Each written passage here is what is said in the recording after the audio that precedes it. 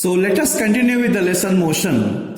In that, the next part is graphical representation of motion. So in the graphical representation of motion, we have two types. The first one is the distance time graphs and the second one is velocity time graphs. First, let us see the distance time graphs. And what are distance time graphs? Distance time graphs are those graphs in which distance is plotted on the y-axis and time on the x-axis. Such graphs are called distance time graphs. So one example, one graphical representation is shown here.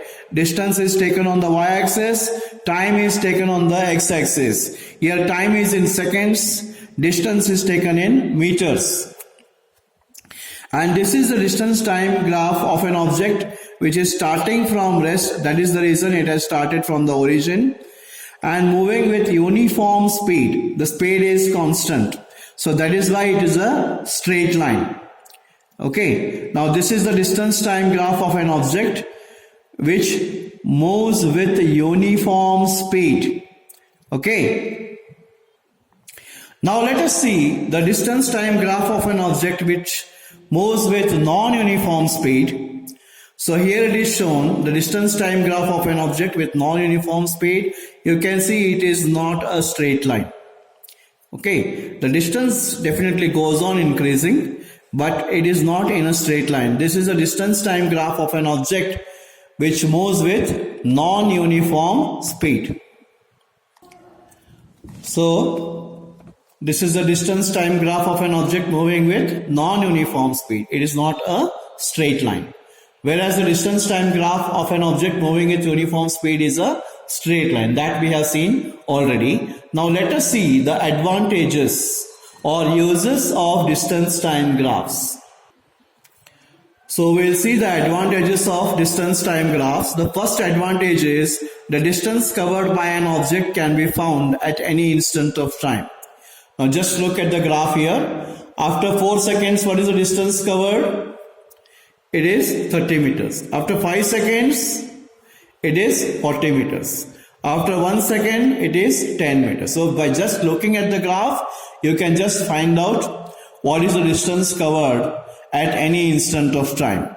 And the second use of distance time graph is you can calculate the velocity of an object between any two intervals of time.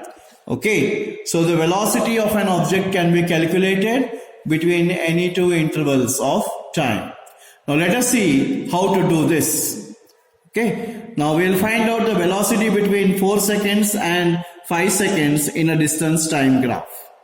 And to find the velocity, the formula is s2 minus s1 upon t2 minus t1.